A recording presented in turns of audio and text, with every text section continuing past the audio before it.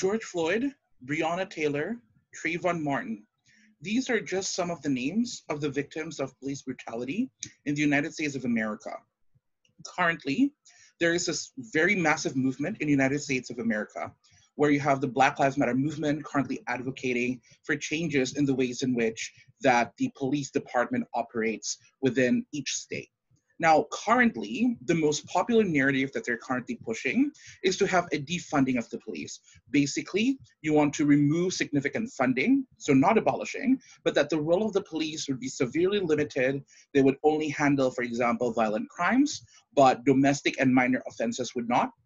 That would mean that the number of police officers would be reduced, the amount of weaponries and facilitations that they have would be minimized. They would also have staff reduction. Now, we think that currently, United States is in a very sensitive time. It is an election year, and it's pretty important for us to talk about racial equality, but it's also has been an uphill battle.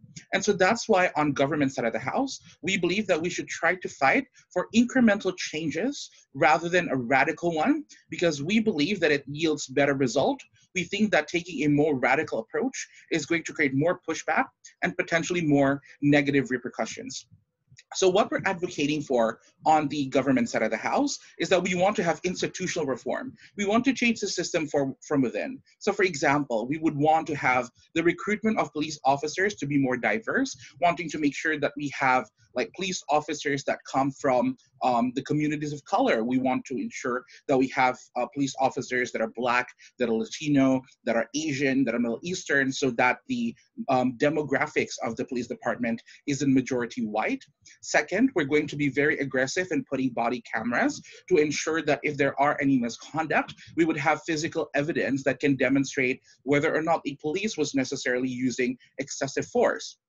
And finally, we're also going to create an independent council that's going to conduct internal investigation should anyone wants to, whistleblow and report that there has been instances of police brutality. So this ensures neutrality, that it's not within fellow officers reporting on each other, and therefore, having a sense of twisted, toxic solidarity, but it'll be processed by someone that is out of the system. So I'm going to bring to you two major points of argumentation in this Prime Minister's speech. Firstly, I'm going to talk about why this is morally justified, because we believe that the society have a right to security, and second, that we believe that the principle of proportionality must be upheld. And then my second point of argumentation is going to address the practicalities of this debate, how we're going to ensure that we're going to effectively address the issue of police brutality, and why having a very radical change is only going to worsen the current situation.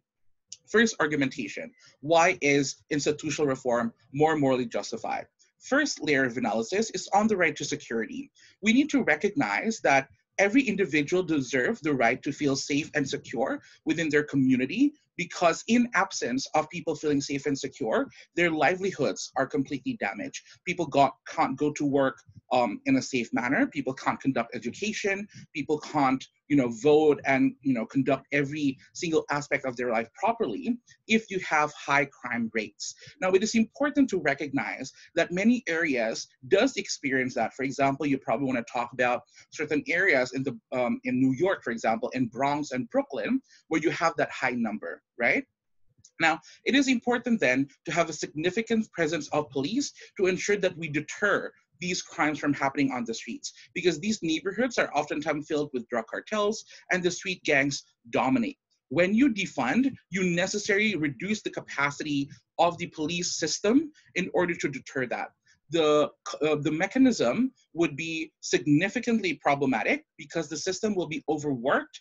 You will have people that are understaffed and doing a lot of cases, which would mean that certain reports or certain complaints are probably not going to receive police assistance. Now, the outcome of this principle being violated is that people are going to take justice into their own hands, which is what we call vigilantism. And that is obviously going to be less accountable. And this is also how high crime is only going to flourish, because now it's easy for organized crime like drug cartels, mafia, and all of these like street gang lords to recruit people into their community because they can now promise to provide safety and security.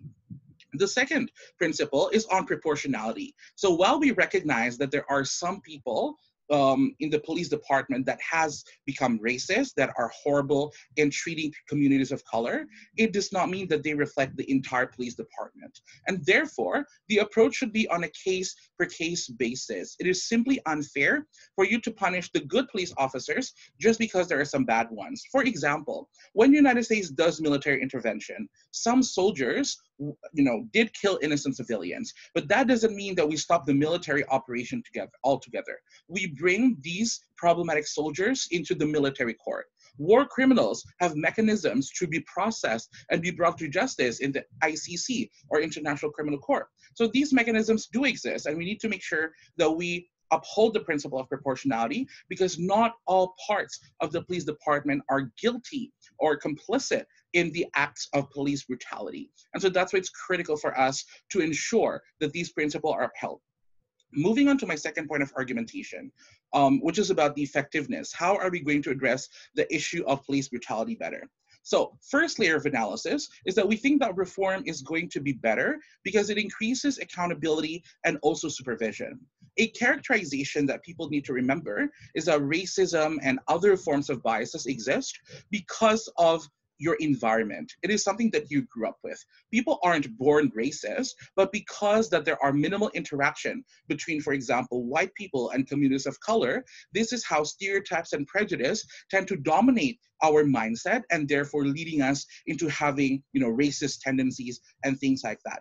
But a critical element that we need to understand is that racism and all of these biases can be unlearned. This is why, for example, in many corporations, you have racial sensitivity training. You have, seminars on sexual harassment, because racism and sexism, all of those things can be unlearned to minimize, the kinds of problematic behavior that can exist in the status quo. And so that's why we think that it's important to do this, because we need to demonstrate towards the society that people aren't always going to be racist, that there are opportunities for you to redeem yourselves and therefore become, a person that fights for equality. We think that by having this reform, and this is the second layer, is that this creates more involvement with the community. When the police departments have Black police officers, Latino police officers, it creates trust within the community and the police departments. Now, if you do defunding, it creates a fracture, because now white supremacists can point out and say, look at how awful Black Lives Matter is. They're trying to destroy our community by denying us police protection, by not wanting to have police on the streets. This is only going to inflame more racism, as if the interests of white people and Black people are inherently diametrically oppositional. We don't think that is necessarily good.